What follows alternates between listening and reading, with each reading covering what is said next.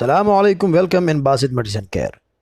دوستو، آج میں آپ لوگوں کو بتاؤں گا ایملو کارڈ ٹیبلٹس کے بارے میں، یعنی اس کے یوزز، اس کا استعمال کن بیماریوں میں ہوتا ہے، اس کے سائیڈ ایفیکٹس، یعنی اس کے استعمال کرنے کے بعد ہمیں کیا مضر اثرات ہو سکتے ہیں، اور اس کے وارننگز، یعنی کن لوگوں کو ان ٹیبلٹس کا استعمال نہیں کرنا چاہیے۔ تو اس ویڈیو کو لاسٹ تک دیکھیں تاکہ آپ بہتر طریقے سے اس میڈیسن کے بارے میں جان سکیں۔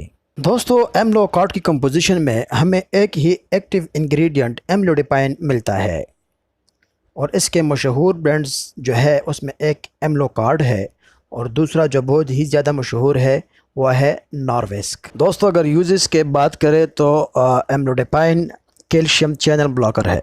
یہ آپ کے دل اور پٹوں کے خلیوں میں پائے جانے والے کیلشیم کی مقدار کو متاثر کرتا ہے۔ اس کے نتیجے میں خون کی رگوں میں نرمی پیدا ہوتی ہے، جو دل کو کرنے والے کام کی مقدار کو کم کر سکتا ہے۔ عام ایملوڈیپائن ہائی بلڈ پریشر کو کم کرتا ہے۔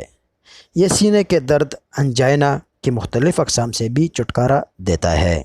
دوستو، ایملوڈیپائن کا جو مشہور برانڈ نارویسک ہے، یہ پوری دنیا میں استعمال ہونے والی دوائیوں میں سے ایک دوا ہے۔ الرجک رد عمل کی بات کریں تو دوستو، اگر اس کے استعمال کرنے کے بعد آپ کو الرجک رد عمل کے ان علامات میں سے کوئی علامت ظاہر ہو تو فوری طبی مدد حاصل کرے، جیسا کہ اس کے استعمال کرنے کے بعد آپ کو چتے، سانس لینے میں دشواری، چہرے، ہونٹوں، زبان یا گلے میں سوجن ہو جائے تو میڈیسن کو فوراً بند کر کے ڈاکٹر سے رجوع کرے۔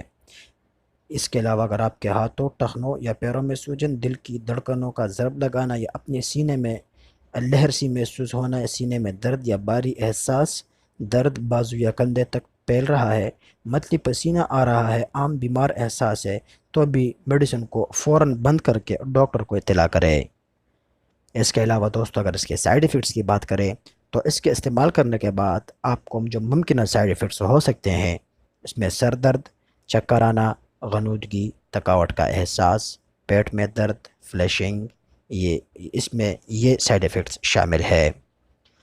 وارننگس کی اگر بات کریں دوستو، تو جو خواتین یعنی جو عورتیں بچوں کو دودھ پلانے والی ہے، بچوں کو دودھ پلا رہی ہے، یا حاملہ عورتیں ہیں، وہ کبھی بھی اس میڈیسن کا استعمال ڈاکٹر کے پرمیشن کے بغیر نہ کریں۔